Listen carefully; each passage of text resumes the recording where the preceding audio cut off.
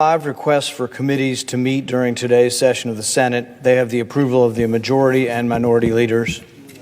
Duly noted.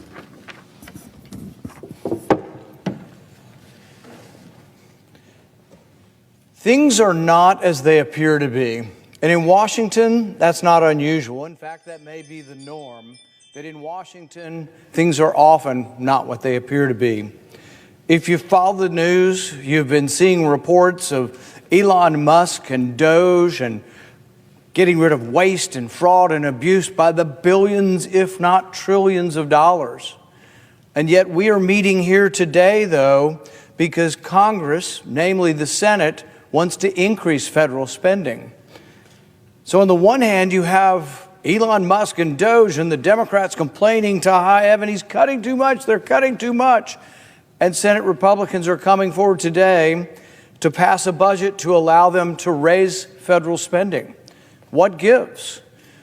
Are Republicans for getting rid of waste, fraud, and abuse and reducing the deficit, balancing the budget, as the president says?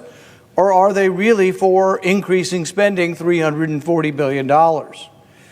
The budget that we will vote on will allow increased spending in the military by $150 billion, increased spending for the border, $175 billion, $20 billion for the Coast Guard. It adds up to about $340 billion. Well, if we were fiscally prudent, if we were fiscally conservative, why wouldn't we take the savings from Elon Musk and Doge and move it over here and help with the border?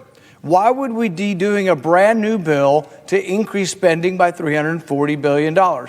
That's because the Senate is acting as it always has. The Senate hasn't gotten the message. President Trump came to town, a new way of thinking. They're shuttering agencies, they're shutting people down, they're finding things like $2 million spent in Guatemala for sex changes, $3 million spent in Brazil for a girl-centric climate change, $4.8 million spent in Ukraine for social media influencers. While you're at it, we spent, not we, but the people who vote for this, I've voted against all of this, but the members of the Senate who voted for this spent several $100,000 sending designers in Ukraine to the fashion show in Paris.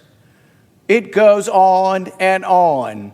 Thousands of dollars for a trans opera in Colombia, more thousands of dollars for a trans comic book in Peru, hundreds of thousands of dollars spent studying